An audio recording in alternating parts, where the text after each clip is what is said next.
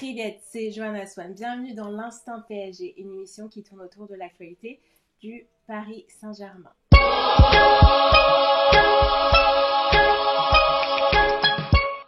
Pour cette 16e édition, j'ai une voix un petit peu spéciale et oui, je suis un petit peu malade, je suis un peu prise du coup de la voix parce que j'ai plus beaucoup de voix.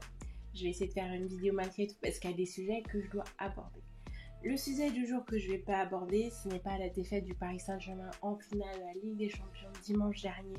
J'ai fait un débrief avec PSG Fan TV, je reviendrai un peu plus à froid parce que je suis toujours encore à chaud concernant cette défaite. Justement de la mauvaise prestation de certains joueurs du Paris Saint-Germain et des départs qui doivent être faits le plus rapidement possible. Mais on va parler justement d'autre chose aujourd'hui. On va parler du mercato international et du PSG et on va commencer par justement la Women's Champions League des champions parce qu'on ne peut pas laisser les PSG féminines de côté.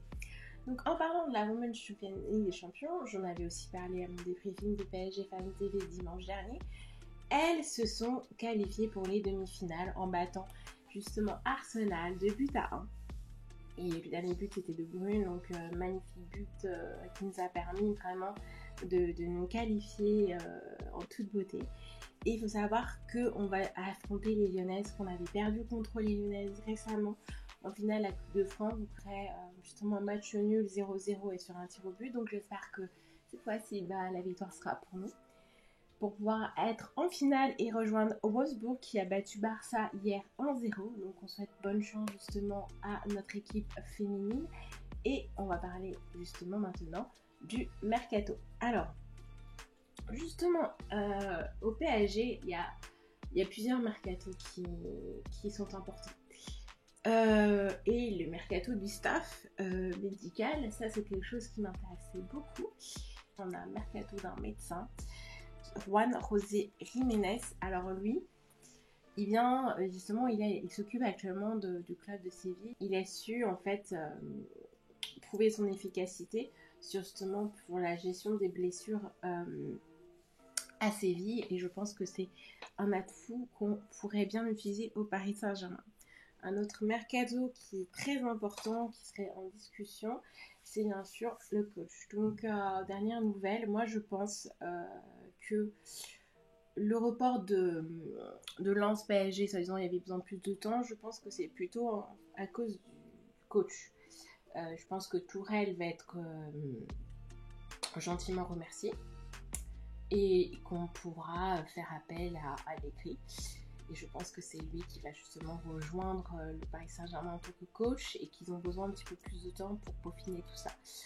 Il y a eu énormément de départs justement cette année, et je reviendrai sur les départs de Silva et de Choupo dans une autre vidéo parce que c'était confirmé par un message Instagram d'Ander Herrera qui a posté une photo avec Silva et Choupo et qui était un petit peu dégoûté de les voir partir, ce que je peux comprendre. Donc c'est un départ confirmé, surtout qu'un accord oral a été fait entre Silva et Chelsea et qui devrait effectuer une visite médicale cette semaine. Mais pour Choupo-Moting, on n'en sait pas plus. Donc j'espère que ça va bien se passer pour lui parce que c'est quand même grâce à lui qu'on est allé en demi-finale. Puis en finale, il faut savoir que la Ligue des Champions, elle va nous rapporter 143 millions, je crois. Plus que le Bayern, qui lui a 140 millions. Avec notre déficit, enfin notre, c'est du PSG, là je ne prends pas de déficit, de 120 millions, ça remplit les caisses. Et il semblerait que Léo ait un bon budget pour justement le mercato. Et quand on parle de mercato, de reconstruction possible, on entend forcément les rumeurs. Donc il y a eu la rumeur avec Cristiano Ronaldo, comme quoi avant le confinement, il voulait venir au Paris Saint-Germain, etc. Moi, je pense que Ronaldo, ça serait un très bon choix en fait de l'avoir dans cette équipe. Surtout si Allegri il vient, il pourrait être tenté parce qu'il avait une bonne relation avec lui à la Juve. Mais je pense qu'il va rester un petit peu à la Juventus. Cristiano Ronaldo, c'est quelqu'un de bosseur et je pense qu'il peut élever le niveau de l'équipe Après, bien sûr, il y a toujours le problème d'ego entre les joueurs, comment gérer tout ça. Mais bon, ça, c'est encore un autre débat. Il y a le cas de Suarez. Suarez, de toute façon, son contrat va être rompu. Le nouveau coach de Barça ne veut pas de lui. Ça a été dit, c'était clair. Donc, du coup, il va partir. Et Suarez, quand on perd Cavani et Choupo-Moting, il faudrait quand même le remplacer parce qu'on ne peut pas compter que sur Neymar, Mbappé, Icardi, Di Maria. Il nous faut une excellente doublure, voire un potentiel titulaire, et je pense que Suarez pourrait faire l'affaire. Surtout que c'est un autre dynamisme, ça va changer un petit peu de Barça, d'être dans l'ombre de Messi. Et dans son dernier match, en fait, contre le Bayern, il me semble que c'était lui qui avait marqué. Donc pour moi, Suarez serait un excellent élément. Et le sortir du contexte de Barça, aller à Paris peut lui faire du bien. Surtout, il va retrouver Neymar. Et Neymar, Suarez, ça peut bien fonctionner. Mbappé, j'ai pas trop aimé ses déclarations. Donc du coup, peut-être qu'il va partir. Je sais pas, il veut pas trop prolonger. Elle, c'était avant, il attendait. Moi, je suis même pas là pour garder Mbappé. Franchement, quand tu dis, je reviendrai là-dessus sur nos vidéos, mais quand tu peux mourir sur le terrain et ce que tu nous fais, c'est des choses pour vous apporter à la victoire s'il le faut. Moi, j'appelle pas ça mourir sur le terrain. Donc, chacun sa version des choses. Ensuite, le plus gros dossier, en fait, du mercato, celui qui fait le plus parler, c'est Messi. Tout le monde dit oui, qui c'est qui ne voudrait pas Messi? Moi, je veux pas Messi. Je refuse d'avoir Lionel Messi au Paris Saint-Germain et pour plein de raisons. Moi, je suis une ancienne supportrice de Barça après Paris, parce que c'était mon club espagnol préféré. Et puis, il y a eu la remontada, donc du coup, c'est plus trop possible. Donc, je n'étais pas non plus une vraie supportrice de Barça, donc je connais un peu l'histoire du Barça et de Messi. Messi, il n'a pas sa place au Paris Saint-Germain. On l'a bien vu dans cette Ligue des Champions. L'important, c'est le collectif, c'est pas les individualités. Déjà, Messi, apparemment, c'est fait. Il aurait envoyé un fax à Barça pour dire qu'il peut partir. Déjà, qui sait qu'envoie un fax en 2020? Lionel Messi, apparemment. Donc, il aurait appelé Pep Guardiola. Il semblerait que ce soit City son choix qui devrait y être. Et c'est très bien pour moi. Pourquoi? Parce que sinon, à Paris, déjà, il va nous prendre notre budget sur les latéraux et les milieux, et c'est ce qu'on a besoin le plus. Surtout les latéraux. Moi, je l'ai dit, j'ai déjà fait une vidéo là-dessus. Thiago Motta n'a pas été remplacé. On a eu un problème avec Matuidi aussi, qui n'a pas été remplacé. Et je vais même revenir dessus dans une prochaine vidéo. Tu peux pas embaucher plein d'attaquants et pas pallier justement au reste. On a eu une super bonne défense. Maintenant, il faut quand même la renforcer. Kerrer, il était là provisoirement. Dagba, il faut qu'il parte. Draxler, il va partir et tout. Vous liquidez en fait, vous faites partir Silva, qui est encore de la bouteille, qui peut encore être là. Cavani aussi, qui est encore en forme. Soi-disant pour des trucs de salaire. Les économies du club, c'est pas pour faire venir Lionel Messi. Je suis désolée, non, c'est pas possible. Cette Ligue des Champions a montré à quel point le collectif c'est important et comme quoi en fait on peut pas bricoler des postes clés, on a besoin de vrais numéros 6, on a besoin de vrais latéraux et vous allez utiliser le budget pour ça parce qu'à Paris on a l'oseille mais fair play financier. Et ça va être très compliqué de faire venir Léo Messi.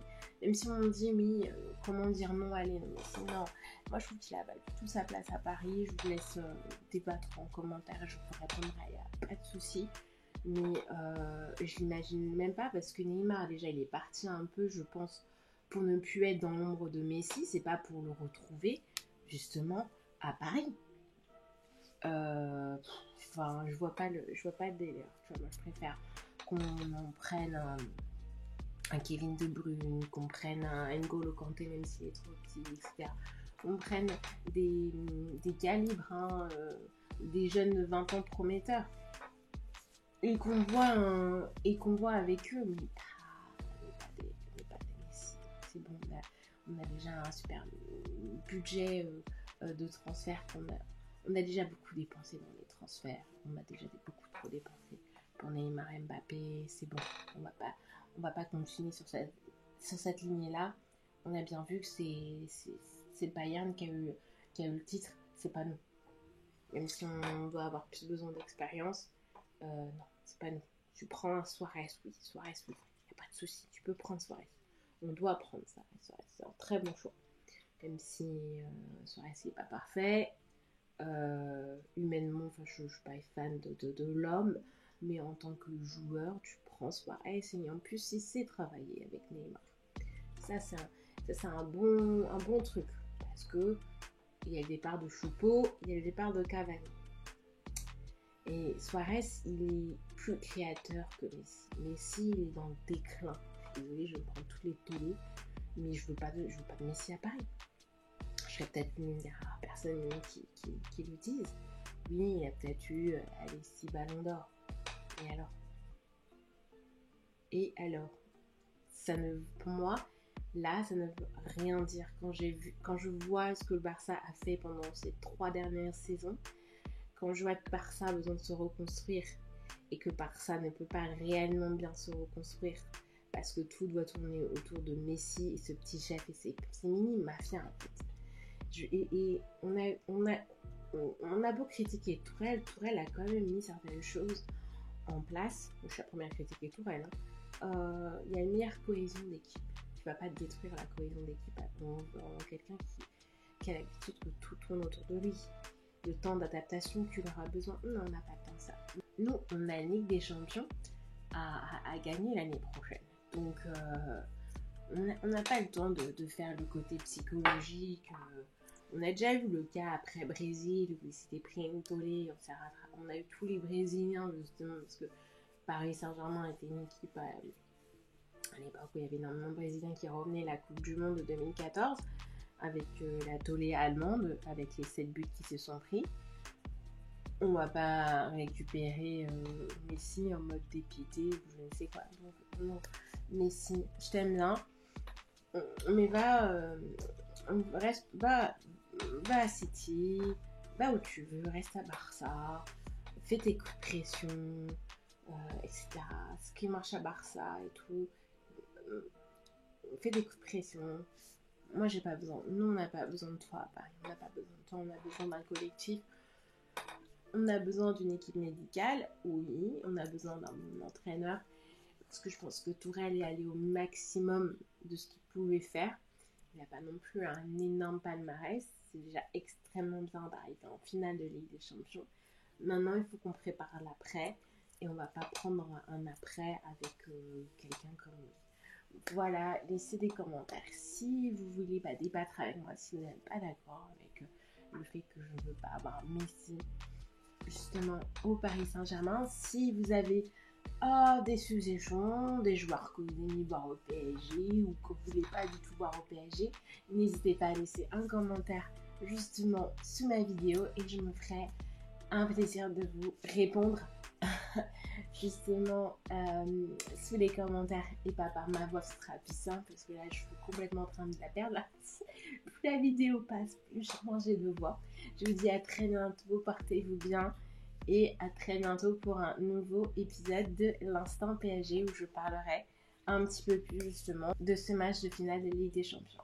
Ô belle lumière, sans la chaleur de notre cœur, vois-tu notre ferveur quand nous marchons près de toi dans cette quête, chasser l'ennemi, enfin pour que nos couleurs brillent encore.